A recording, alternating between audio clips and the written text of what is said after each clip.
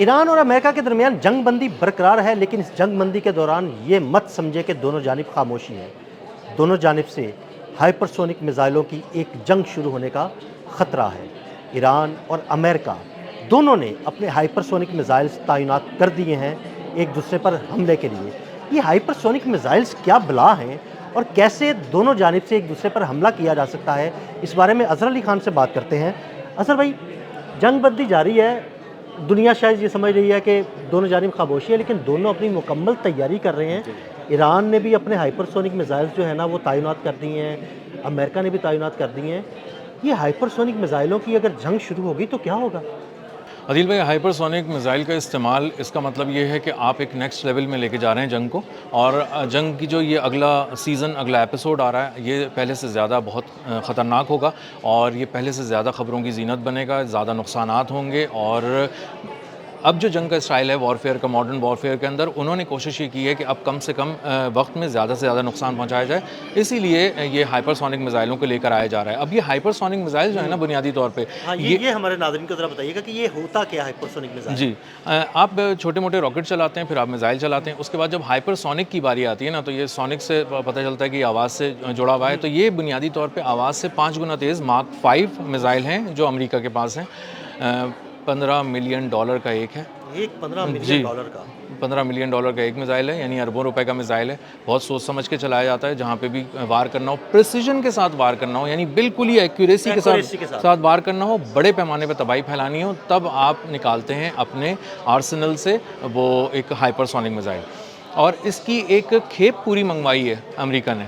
CENTCOM ने इसकी एक खेप को ऑर्डर किया है। खेप को ऑर्डर करने का मतलब ये है कि वो 1 से ज़्यादा, 5 से ज़्यादा, 10 से ज़्यादा चलाने के मूड में है। और इसका मतलब ये है कि वो बड़े पैमाने पर तबाही फैलाना चाहते हैं। और इसका मतलब ये है कि वो मुख्तलिफ मकामात पे एक साथ भी हमला कर सकते हैं और बड़े पैमाने पर तबाही मचाना चाहते हैं।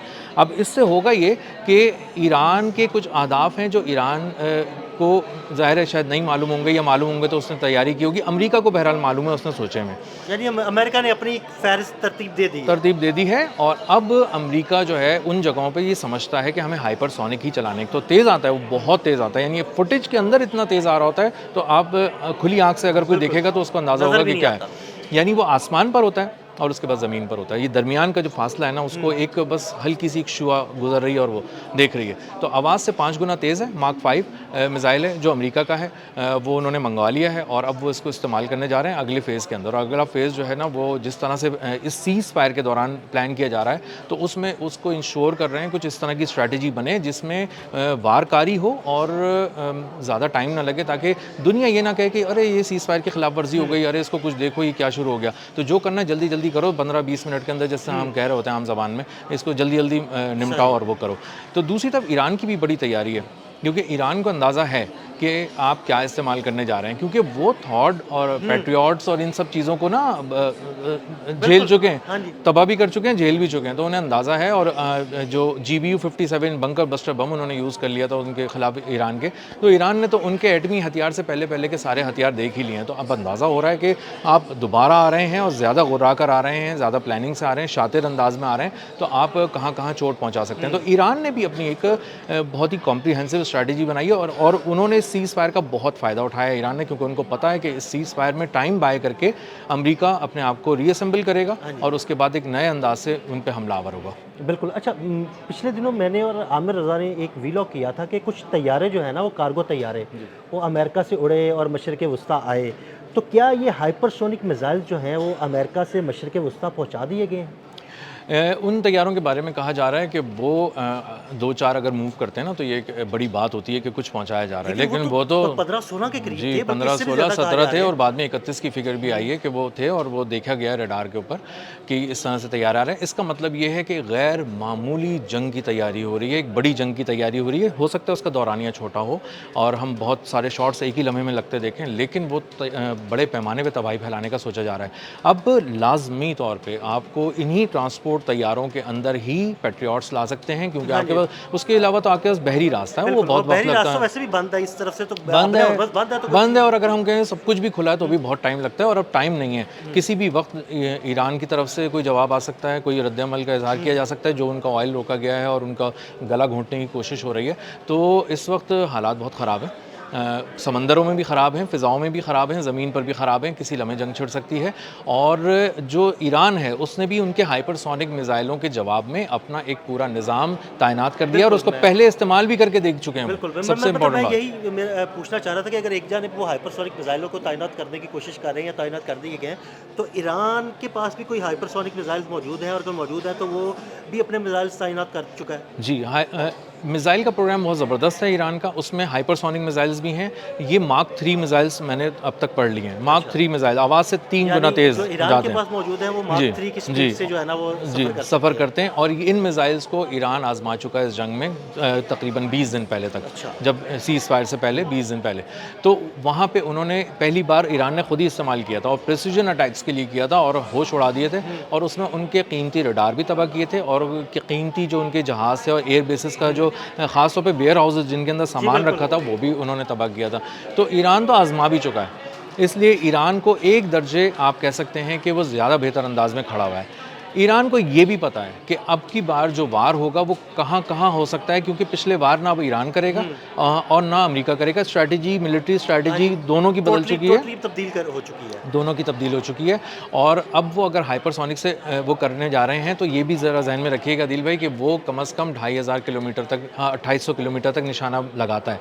इसका मतलब ये है कि वो उर्दून से फायर करेगा तो भी आके गिरेगा, वो इसराइल से फायर करेगा तो भी आके ईरान में गिरेगा। ये दोनों उर्दून से रास्ता तकरीबन 2300 किलोमीटर बनता है और इसी तरह 100-200 किलोमीटर के फ़र्क से इसराइल भी है। तो वो अब जो भी वार करेंगे दो तरफ से भी कर सकते हैं और इसीलिए इस तरफ यहाँ पे मिलिट्री बिल्डअप किया जा रहा है अमेरिका की जानिब से। अच्छा अज़र भाई, अमेरिका की जानिब से ये तैयारी की जा रही है, ईरान भी ये तैयारी कर रहा है, हाइपरसोनिक मिसाइलों की एक जंग शुरू होने वाली है। इसी दौरान रशिया की तरफ से भी एक बड़ा सख्त बयान आया है। रशिया कह रहा है कि ये अगर ये जंग दोबारा शुरू हुई तो ये पूरे खित्ते को अपनी लपेट में ले लेगी। क्या रशिया मुकम्मल तौर पर ईरान के साथ आकर खड़ा हो गया है?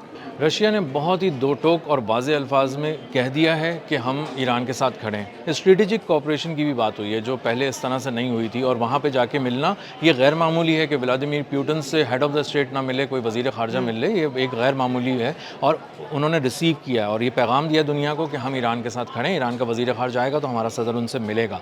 ये अच्छा देखिए, वैसे बड़ी हैरानकुन बात है कि एक मुल्क का वज़ीर ख़ारजा है और एक मुल्क का हेड ऑफ़ स्टेट है और वो सुपर पावर है, लेकिन वो उसको जो है ना रिसीव कर रहा है या उससे मिल रहा है। जी, अगर आप कुछ भी ना कहें ना इस पे और सिर्फ यही एक तस्वीर दिखा दें पूरी दुनिया का, तो पूरी दुनिया समझने के लिए काफ़ी है कि एक वज़ीर ख़ारजा एक मुल्क का और दूसरा एक सुपर पावर का सदर जो किसी हेड ऑफ़ द स्टेट से कम किसी से नहीं मिलता, सरबराह मुमलिकत से, उसके पास एक वज़ीर ख़ारजा चल के आया है तो वो उसके साथ बात भी कर रहा है और ये भी बता रहा है कि हम ईरान के साथ खड़े हैं। और आने वाले दिनों में वो कह रहे हैं कि ये जो मज़ीद कोऑपरेशन है जो खामोशी से रूस ने किया है, कभी उसको नहीं माना कि हमने अपने रडार्स दिए, हमने वो कोऑर्डिनेट्स दिए।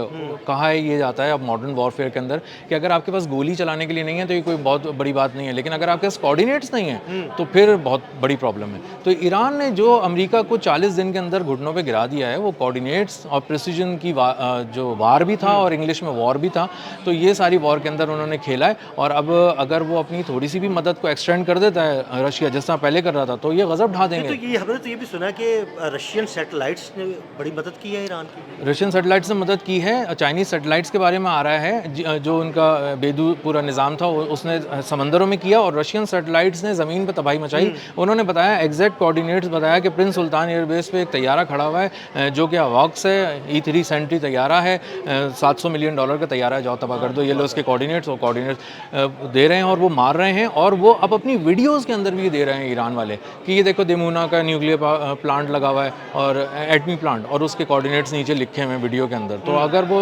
थोड़ी बहुत भी कोई मीम्स वगैरह भी शेयर हो रही हैं तो उसमें भी कोऑर्डिनेट्स लिखे हुए हैं। इस हद तक तैयारी है ईरान की और इसीलिए अमेरिका डरता है और इसीलिए वो 8 साल जो इराक़ में अपना वक्त ज़ाया किया है अमेरिका ने, वो इस तरह से 40 दिन में ऐसी घुटनों पे नहीं आ गया ईरान की तरफ। बिल्कुल ऐसा। बहुत शुक्रिया अज़हर भाई ने इस सारे मामले पर बड़ी तफसील के साथ रोशनी डाली। अदील अहमद और अज़हर अली ख़ान को इजाज़त दीजिएगा। अल्लाह हाफ़िज़।